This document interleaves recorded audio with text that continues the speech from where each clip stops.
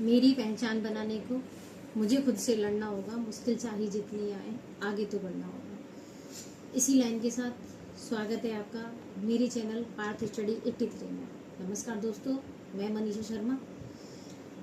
आज हम एक वीडियो पे बात करेंगे जिसको मैंने लास्ट वीडियो में अधूरी बातें छोड़ी थी, तो वीडियो थोड़ी लंबी नहीं हो इसलिए मैं आपके लिए ये दूसरा पार्ट लेके आई हूँ। तो आज हम चर्चा करेंगे उन विद्यार्थियों के लिए जो जीरो से शुरुआत करना चाहते हैं, चाहे वो फर्स्ट ग्रेड हो, चाहे वो रीट हो, चाहे वो वरिष्ठ अध्यापक हो, और जो भी परीक्षा हो राजस्थान की, कुछ भी कोई भी परीक्षा आप देने जा रहे हो, उन सभी परीक्षाओं की हम बात करेंगे कि हमको अपनी स्ट्रेटजी को कैसे एक ऐसे मोड़ तक लेके जाना है जहां हमको सफलता प्राप्त हो। तो दोस्तों, मैं सबसे पहले चर्चा इस बात पे करूंगी कि हमको करना क्या है। हमको सबसे पहले तो ये डिसाइड करना है कि हम कोचिंग ऑफलाइन लेंगे या ऑनलाइन, इन दोनों के बेनिफिट्स क्या हैं और इन दोनों को करने से हमको कितना फायदा होगा और कितनी चीजें हमारे नजदीक पहुंचेंगी सफलता के लिए।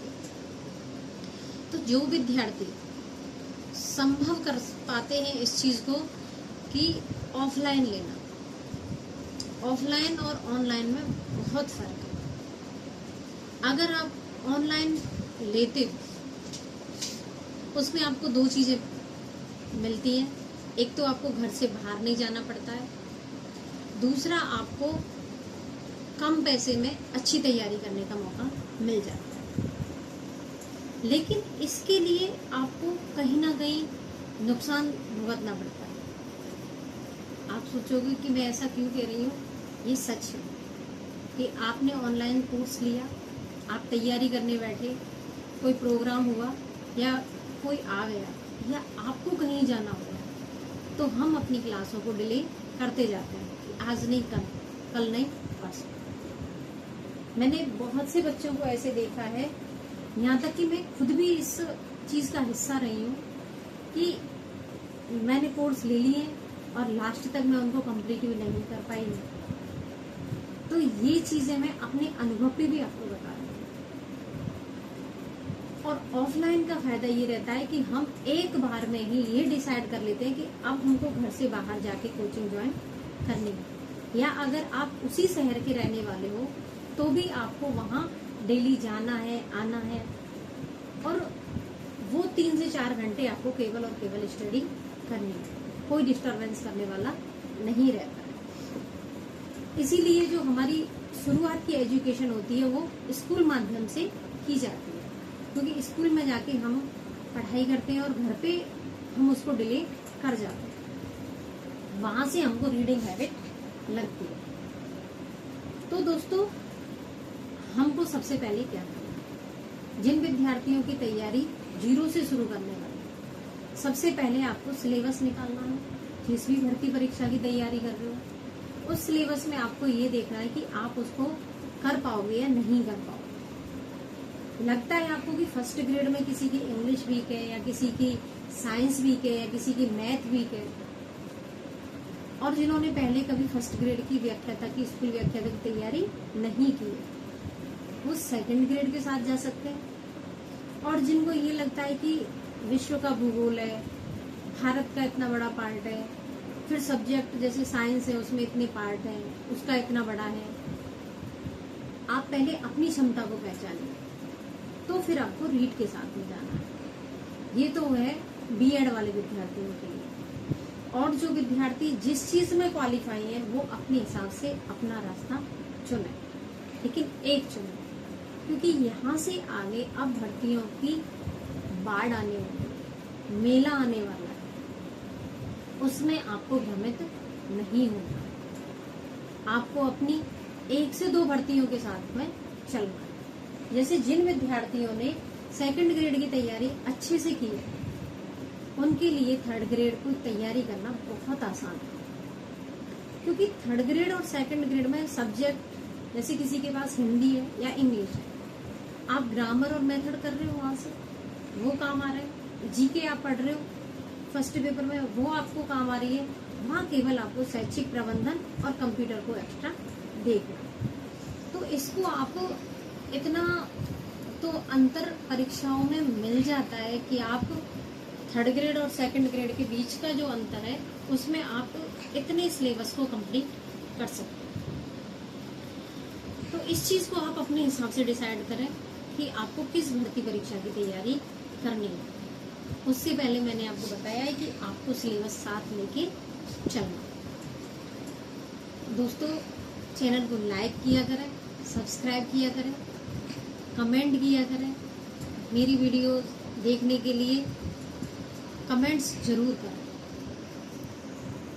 कि आपको आगे किस प्रकार की वीडियो लाएं जो आपके जीवन में सहयोगी साबित है। तो अब हम बात करते हैं कि ऑफलाइन वाले विद्यार्थियों के लिए क्या फायदा है। उनका शेड्यूल फिक्स रहता है। जब वो कोचिंग में जाते हैं तो कोचिंग में वहाँ पे 100 से 200 या 250 विद्यार्थियों को देखते हैं, तो उनको ये पता चलता है कि उनका स्थान कहाँ है, उनकी पढ़ाई कितनी चल रही है, वो कंपटीशन से कितना बाहर है या कंपटीशन के कितने अंदर है। वहाँ टेस्ट होते हैं, उन टेस्टों में आपकी रैंक आपको बताती है। वहाँ आपके सामने अध्यापक होता है, तो आपको उन अध्यापकों से आमने सामने अपनी क्वेरी सॉल्व करने का मौका मिलता है और भी 2 लाइनें एक्स्ट्रा आपको सीखने को मिलती है जो हम ऑनलाइन में ये चीज़ें देखने को नहीं पाते। फिर रहती है इस चीज़ की कि आप घर से बाहर अगर जाके कोचिंग करते हो तो आपका पूरा फोकस केवल इस चीज़ पे रहता है कि हम यहाँ पढ़ने हैं। अगर आप भूलने का भी प्रयास करते हो तो आपके दोस्त, आपके माँ बाप, आपके रिश्तेदार आपको ये बात भूलने नहीं देते हैं कि आप वहाँ क्या कर रहे हो। और आपकी मन स्थिति उसी प्रकार तैयार होती है कि भाई हम घर से बाहर आए, हमारे माँ बाप ने इतना हम पे पैसा खर्च किया है, हमारे घर वालों की को हमसे इतनी उम्मीद है, तो हमको इन पे खरा उतरना। तो वहाँ आप लाइब्रेरी ज्वाइन कर लेते हो, कोचिंग जाते हो, अपनी दिनचर्या फिक्स रखते हो, तो वहाँ आपको पढ़ाई बहुत अच्छी मिलती है और सिलेक्शन की 99% गारंटी हो जाती है जो सीरियस होकर पढ़ते हैं। ऐसा नहीं है कि ऑनलाइन वालों का सिलेक्शन नहीं होता। इसके लिए आपको अब आगे क्या करना है। अगर आप ऑनलाइन विद्यार्थी हो तो आपको किसी अच्छी कोचिंग के डेमो देख के और किसी अच्छी कोचिंग का सब्सक्रिप्शन लेना है। फर्स्ट पेपर टफ है तो फर्स्ट का लेना है, सेकंड टफ है तो सेकंड का लेना है, और दोनों अगर आपको पहली बार शुरुआत कर रहे हो तो दोनों का लेना। उसके बाद में आपको उनके नोट्स तैयार करने हैं। उन नोट्स के साथ में आपको पुराने पेपर भी देखते जाते रहना है, क्योंकि उनसे आपको ये समझ में आता है कि ये हमारे लिए पेपर में कितना सपोर्टेबल है या नहीं है। अपने कंटेंट पे 100+ भरोसा रखना है। फिर चाहे आपसे कोई भी कितनी बार कहे, एक बार नोट्स तैयार होने के बाद में आपको किसी की बातों में नहीं आना है और कोई अपने कंटेंट पे डाउट नहीं करना है कि मेरा कंटेंट बेहतर नहीं है। आपको ऑनलाइन कोर्स लेने के बाद में अपने आसपास कहीं जहाँ भी आप रह रहे हो लाइब्रेरी ज्वाइन करनी है। आप अपनी दिनचर्या उसी हिसाब से फिक्स करो। लाइब्रेरी गए, जीके के 2 पेपर, आपको जीके में 2 सब्जेक्ट को साथ लेके चलना है, इंडियन ज्योग्राफी और राजस्थान ज्योग्राफी, इंडियन पॉलिटी और राजस्थान पॉलिटी। ये कंप्लीट हो जाए उसके बाद में आपको राजस्थान कला संस्कृति और राजस्थान के इतिहास को लेके चलना है।